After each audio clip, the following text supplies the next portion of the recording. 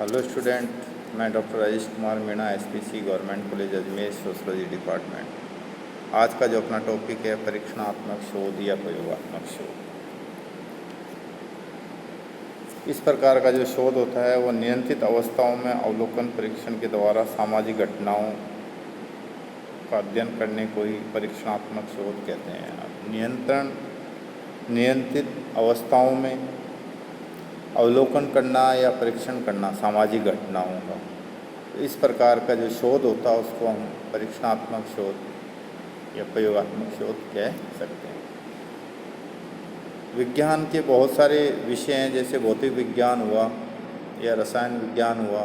इनमें तो प्रयोगशालाओं का प्रयोग कर विभिन्न यौगिकों के द्वारा या एलिमेंट्स में जो क्रियाएं होती हैं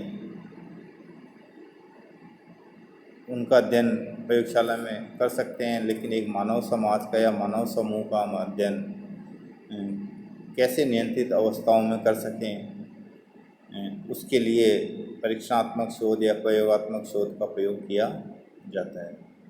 मानव की जो प्रकृति होती है, उसका जो व्यवहार होता है, या समाज की जो प्रकृति होती है जो परिवर्तनशील है। पूर्व में जो घटनाएं घटित होगी है उनको पुनः दोहराना असंभव है। वही परिस्थितियां, वही लोगों को वापिस एकत्रित करके उस घटना को घटित करना असंभव है।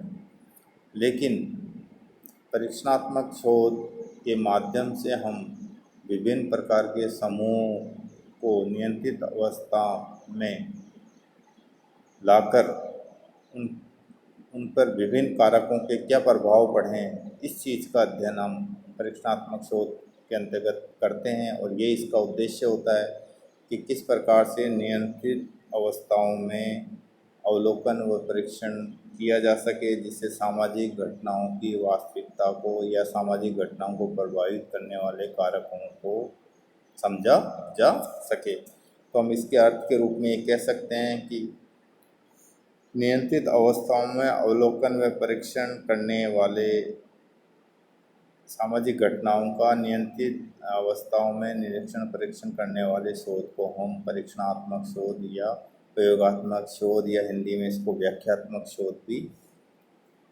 कहा जाता है।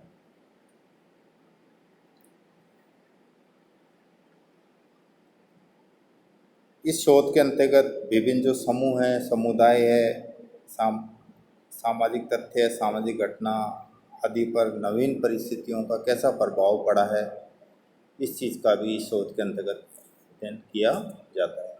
इसकी जो परिभाषा है वह चैपिन ने इनकी परिभाषा दी है।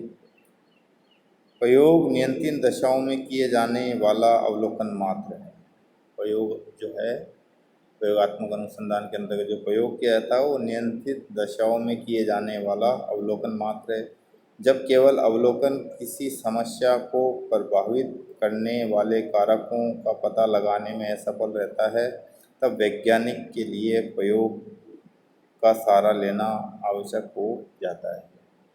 कि हम समाज की जो घटनाएं हैं उनको अगर हम अवलोकन के माध्यम से अगर उन घटनाओं के पीछे जो कारक है या समाज में जो घटनाएं घटित हो रही है उनको जो कारक प्रभावित कर रहे हैं, उन कारकों का हम अवलोकन के माध्यम से अगर पता नहीं लगा पाते हैं, तो हमें प्रयोगात्मक अनुसंधान या परीक्षणात्मक अनुसंधान के माध्यम से ही हम उन घटनाओं के पीछे, उन घटनाओं को प्रभावित करने वाले कारक या उन घटनाओं के पीछे छिपे हुए कारकों को हम उचित तरीके से उनका समझ सकते हैं और उनका अध्ययन कर सकते हैं। इसलिए प्रयोगात्मक अनुसंधान अति आवश्यक है। जब अवलोकन के माध्यम से यथार्थ को समझने में समस्या होती है तो परीक्षणात्मक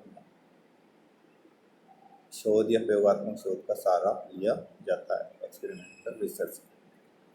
शोध के प्रकार, विभिन्न प्रकार के समूह, एक समूह या दो समूह या उससे अधिक, और भूतकाल और भविष्य, इसके आधार पर इसके शोधों का प्रकार बना है। उद्देश्य तो मुख्य होते ही हैं और विभिन्न प्रकार के समूह के आधार पर इसके शोध के प्रकार बने। पहला जो शोध का प्रकार है पश्चात परीक्षण, आफ्टर ओनली एक्सपेरिमेंट। पश्चात परीक्षण आफ्टर ओनली एक्सपेरिमेंट, इसमें दो समूह का चुनाव किया जाता है। पूर्व पश्चात परीक्षण बिफोर आफ्टर एक्सपेरिमेंट, इसमें सिर्फ एक ही समूह का अध्ययन किया जाता है। कार्यांतर या ऐतिहासिक तथ्य परीक्षण,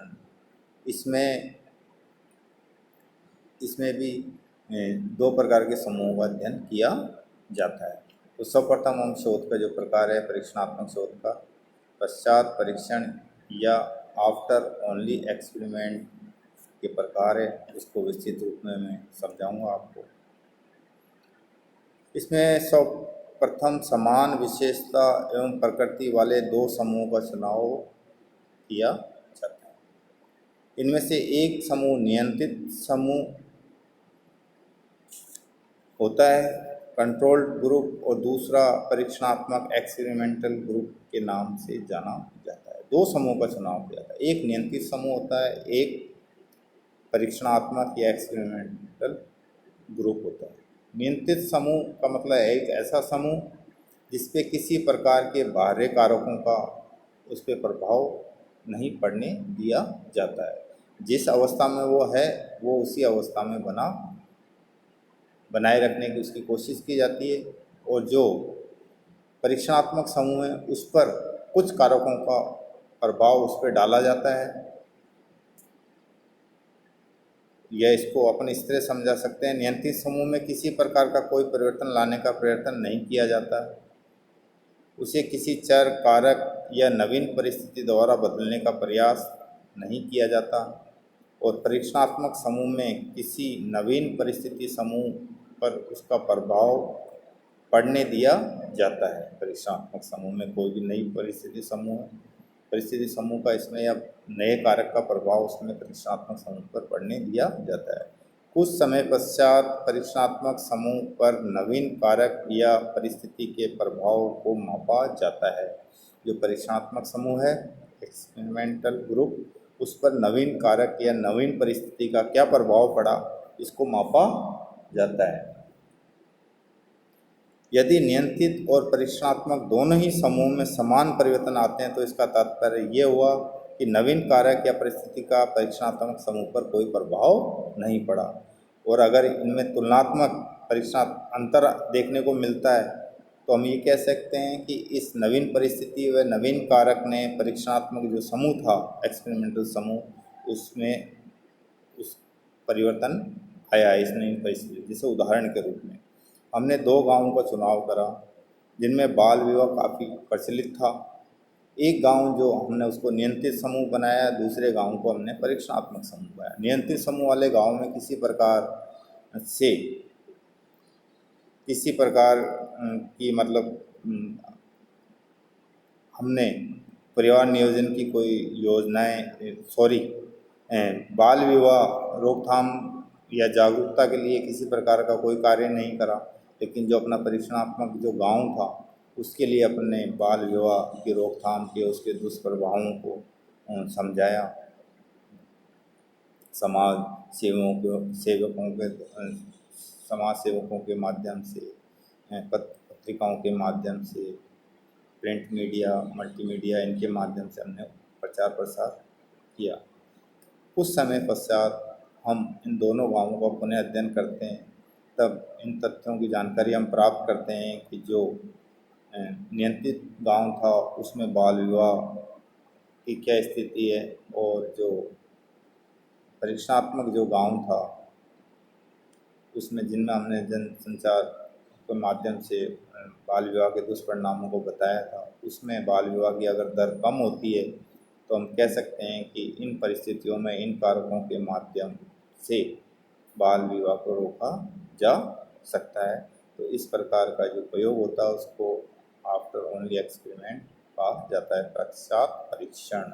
इसमें दो समूह का चुनाव किया जाता है और नवीन कारक बाल विवाह विरोधी प्रचार प्रसार का प्रभाव माना जाएगा अगर इस प्रकार के कारकों से अगर कोई परिवर्तन देखने को मिलता है। उसके पश्चात होता है पूर्व पश्चात परीक्षण, बिफोर आफ्टर एक्सपेरिमेंट। इसमें सिर्फ एक ही समूह का अध्ययन किया जाता है। इस विधि के अंतर्गत दो समूह का चुनाव नहीं करके केवल एक ही समूह का चुनाव किया जाता है। यहाँ इस समूह का अध्ययन दो विभिन्न अवधियों में किया जाता है।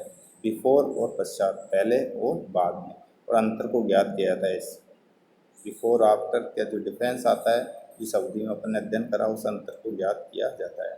पूर्व और पश्चात किए गए अध्ययनों के आधार पर यह मापा जाता है कि पूर्व की अवस्था और बाद की अवस्था में क्या अंतर आया है, पहले की अवस्था में और बाद की अवस्था में क्या अंतर आया है। यह अंतर ही नवीन परिस्थिति या कारक का प्रभाव परिणाम है। जैसे उदाहरण के लिए परिवार कल्याण कार्यक्रम के प्रभावों को मापना किसी एक ही गांव पर, तो एक अनुसूची की सहायता से यह पता लगा लिया जाता है कि गांव वालों ने इस कार्यक्रम को कहां तक स्वीकार किया है, पूर्व में कि लोगों ने कहां कहां तक इस प्रकार के कार्यक्रम था जो परिवार कल्याण कार्यक्रम, उसको कहां तक स्वीकार करा। फिर गांव में रेडियो, दूरसंचार, ग्राम सेवक, स्कूल अध्यापक, डॉक्टर, नर्स आदि की सहायता से लोगों को परिवार कल्याण कार्यक्रम की अच्छाइयों से भली भांति परिचित कराया जाता है।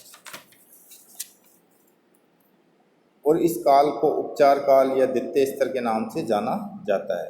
मतलब पूर्व की स्थिति अलग थी और अब बाद की स्थिति अलग है। अब इन सब साधनों के माध्यम से जो उस गांव में परिवर्तन देखने को मिला है, जो अंतर देखने को मिला है,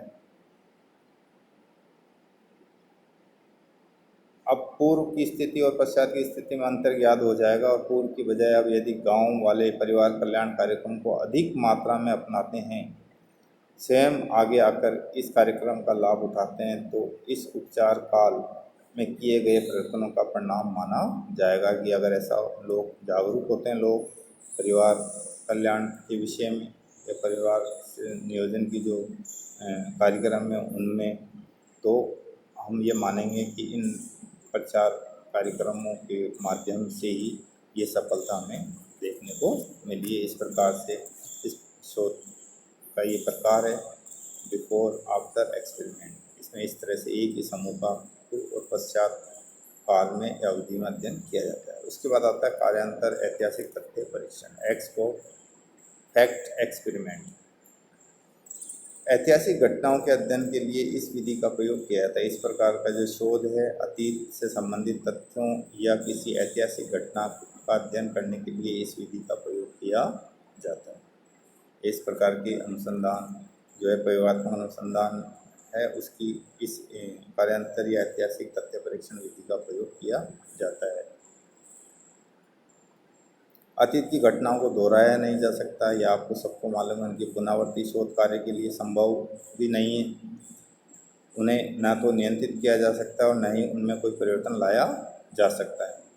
ऐसी स्थिति में इस शोध विधि को काम में लेते हुए प्राचीन अभिलेखों के भिन्न भिन्न पक्षों का तुलनात्मक अध्ययन करके महत्वपूर्ण निष्कर्षों तक पहुँचा जा सकता है। मतलब कार्यांतर ऐतिहासिक तथ्य परीक्षण विधि में प्राचीन जो लेख हैं, अभिलेखों, शिलालेखों, उनका विभिन्न पक्षों का अपन तुलनात्मक अध्ययन करके और कुछ महत्वपूर्ण निष्कर्षों तक पहुंचा जा सकता है।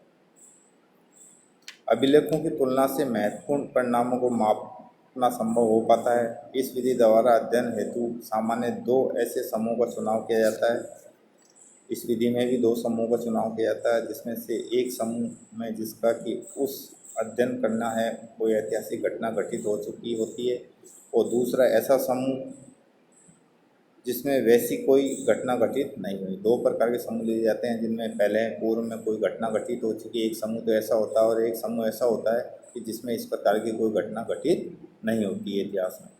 इन दोनों समूहों को पुरानी परिस्थितियों के तुलनात्मक अध्ययन के आधार पर यह ज्ञात करने का प्रयास किया जाता है कि एक समूह विशेष में उस घटना के घटित होने के क्या कारण हैं। जो समूह हमने चुना है उसमें से एक समूह ऐसा है जिसमें ऐतिहासिक घटना कोई घटित हुई है, तो इस बात का मालूम किया जाता है कि उस समूह विशेष में ऐसी कौन सी परिस्थितियाँ थी कि जिसमें ये ऐतिहासिक घटना घटित हुई है, कौन सी परिस्थितियां ने उस घटना को घटित होने में योग दिया है। इस विधि के द्वारा ऐतिहासिक घटना चक्रों का पता लगाकर वर्तमान अवस्थाओं व घटनाओं के कारणों की खोज की जाती है। इसलिए इसको एक्स पोस्ट फैक्ट्स एक्सपेरिमेंट कहा जाता है कि किसी समूह में भूतकाल में जो घटनाएं घटित हुई उसके पीछे क्या कारण थे और क्या परिस्थिति थी, उनका अध्ययन इस प्रकार की विधि के द्वारा या परीक्षणात्मक शोध के उप प्रकार के द्वारा किया जाता है। अब इसमें बहुत सारे इन्होंने उदाहरण जैसे दिए हैं। एक उदाहरण प्रस्तुत करते हैं कि अनुसूचित जनजातियों में विभिन्न कल्याण कार्यक्रमों के प्रभावों का अध्ययन अपन करें। तो इसमें दो प्रकार की, जैसे कोई अनुसूचित जनजातियाँ ले ली। एक अनुसूचित जनजाति ऐसी थी जिन्होंने मतलब कि जो भी कार्यक्रम थे उनको भली भांति उन्होंने अपनाया उन कार्यक्रमों को और अपना जीवन स्तर उठाया। लेकिन दूसरी जो जनजाति थी उन्होंने उन कार्यक्रमों को नहीं अपनाया और उन्होंने अपना जीवन स्तर अभी तक नहीं उठा पाए।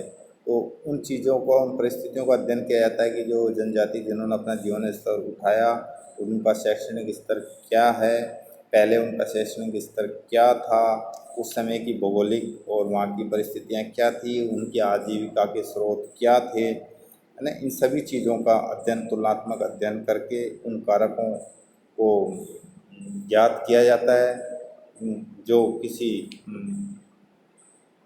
ऐतिहासिक जो समूह है उसके बारे में वास्तविक हमें जानकारी प्राप्त हो सके और कि उनमें जो परिवर्तन हुआ है, उन वर्तमान जो उनकी स्थिति आई है या उस समय उनके साथ जो घटना घटित हुई उसके पीछे क्या कारक है।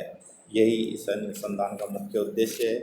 इसके माध्यम से जो समाज है या जो समूह का हम अध्ययन कर रहे हैं उसको नियंत्रित और अनियंत्रित या नियंत्रित या परीक्षणात्मक, कंट्रोल्ड या एक्सपेरिमेंटल समूह में डिवाइड कर बांट कर उनका तुलनात्मक अध्ययन करके समाज की यथार्थता को ज्ञात किया जाता है और घटनाओं के पीछे जो घटित कारक है उनको ज्ञात करने की कोशिश की जाती है।